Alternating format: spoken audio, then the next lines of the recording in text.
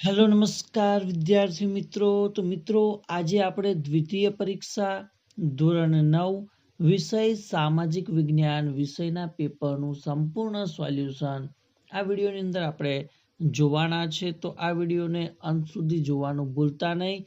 Channel ઉપર જો પ્રથમ વખત આવેલા હો તો ચેનલને પણ જરૂરથી સબસ્ક્રાઇબ કરી દેજો. તો મિત્રો આપણે વાત કરીએ ધોરણ 9 વિષય સામાજિક વિજ્ઞાનનું પેપરનું સંપૂર્ણ સોલ્યુશન જોઈશું. વિભાગ એ છે કે નીચેના પ્રશ્નોના માગ્યા મુજબ ઉત્તર આપો. પ્રત્યેકનો 1 ગુણ.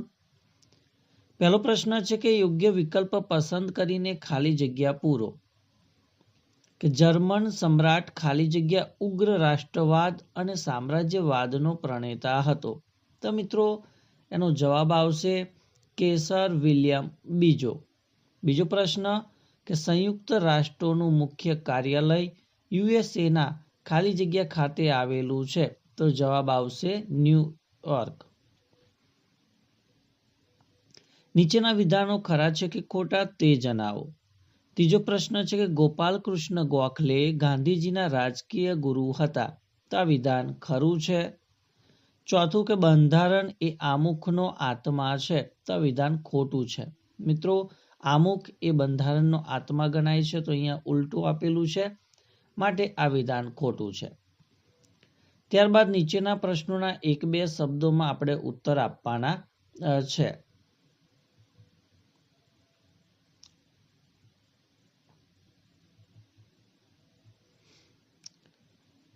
કે સંસદીય સરકારને કઈ સરકાર પણ કહેવામાં આવે છે. તો જવાબ આવશે જવાબદાર સરકાર. છઠ્ઠું છે કે લોકસભાના પ્રથમ અધ્યક્ષ કોણ હતા. તો એ આવશે ગણેશ વાસુદેવ માવડંકર. ત્યારબાદ યોગ્ય જોડકા જોડો. અ વિભાગને આપણે બ વિભાગ સાથે જોડવાના છે.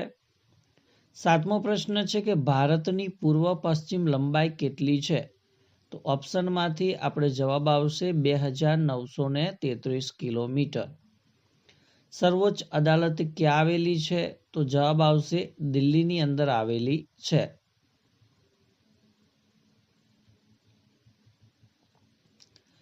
ત્યારબાદ પારિભાષિક શબ્દોના અર્થ સમજાવો.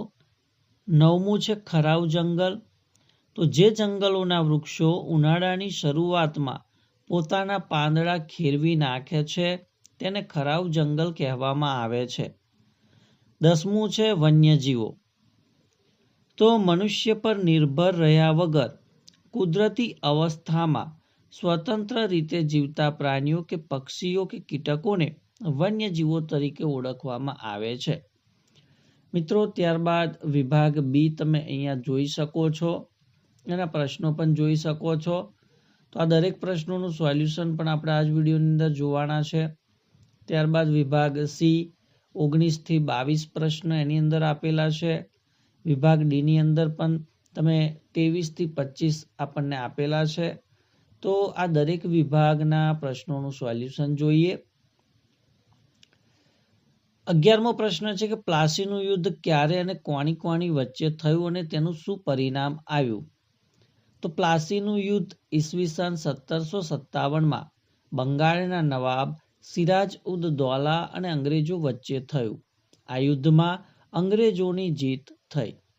12મો પ્રશ્ન રોલેટ એક્ટની મુખ્ય 2 જોગવાઈઓ કઈ હતી. તો રોલેટ એક્ટની મુખ્ય 2 જોગવાઈઓ, એમાં પહેલી જોગવાઈ છે કે કોઈ પણ શંકાસ્પદ વ્યક્તિની કારણ દર્શાવ્યા વિના ધરપકડ થઈ શકતી. બીજું કે તેના પર મુકદ્દમો ચલાવ્યા વિના દિવસો સુધી તેને જેલમાં પૂરી શકાતી હતી. 13મો પ્રશ્ન કે લાલા લજપતરાયનું અવસાન સાથી થયું. તો લાહોરમાં સાયમન કમિશનના વિરોધમાં નીકળેલા સરઘસની આગેવાની લાલા લજપતરાયે લીધી હતી.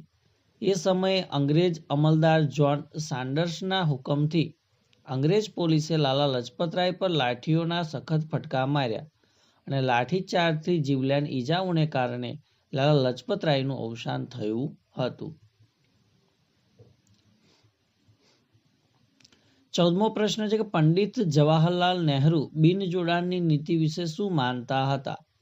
તો ભારતના પ્રથમ વડાપ્રધાન પંડિત જવાહરલાલ નહેરુ બિનજોડાણની નીતિના પ્રખર હિમાયતી હતા. તેઓ માનતા હતા કે કોઈ એક સત્તા જૂથ કે લશ્કરી જૂથમાં જોડાવાને બદલે બિનજોડાણની નીતિ સ્વીકારીશું, તટસ્થ રહીશું તો દેશના રાષ્ટ્રીય હિતોનું વધારે સારી રીતે રક્ષણ કરી શકીશું. ભારત માનતું હતું કે વિશ્વના દેશોનું આવા બે હરીફ જૂથોમાં વિભાજન વિશ્વ શાંતિ અને આંતરરાષ્ટ્રીય સહકાર માટે ખતરારૂપ છે. એના અથવાની અંદર કે દ્વિતીય વિશ્વયુદ્ધ પછી મહાસત્તાઓ વચ્ચેના સંબંધો સાથી તણાવપૂર્ણ બન્યા. તો મિત્રો એનો પણ જવાબ તમે અહીંયા જોઈ શકો છો. આ મુજબનો એનો જવાબ રહેશે.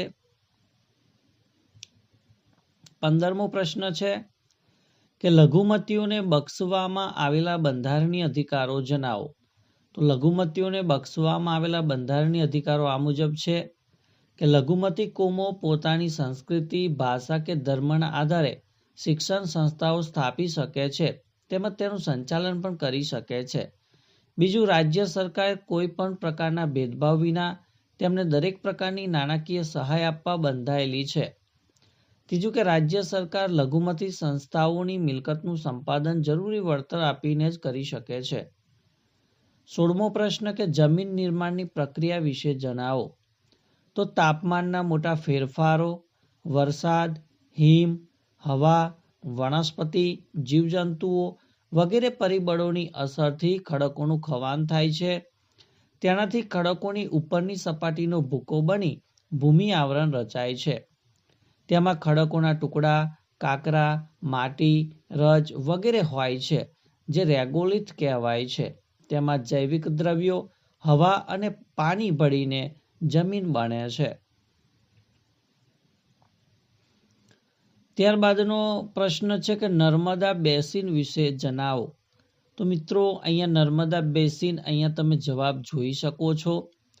ત્યારબાદ 18મો પ્રશ્ન જોઈએ કે કોરોમંડળ કિનારે શિયાળામાં વરસાદ સાથી પડે છે. તો ભારતમાં શિયાળામાં ઈશાનના મોસમી પવનો વાય છે. આ પવનો દેશના મોટા ભાગમાં જમીન પરથી વાતા હોવાથી સામાન્ય રીતે સૂકા હોય છે. સામાન્ય રીતે તે વરસાદ લાવતા નથી. પરંતુ કોરોમંડલ કિનારે વાતા ઈશાનના પવનો બંગાળની ખાડી પર થઈને આવતા હોવાથી તે ભેજવાળા હોય.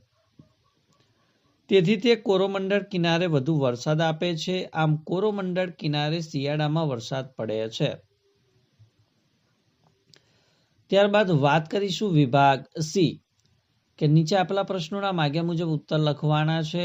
એમાં 19મો પ્રશ્ન છે કે આંતરરાષ્ટ્રીય ક્ષેત્રે ભારતનું પ્રદાન. તો મિત્રો જો દરેક પ્રશ્નોની આપણે ચર્ચા કરવા રહીશું તો વિડીયો ઘણો લાંબો બની જશે. તો તમે એના જવાબો પણ અહીંયા જોઈ શકો છો.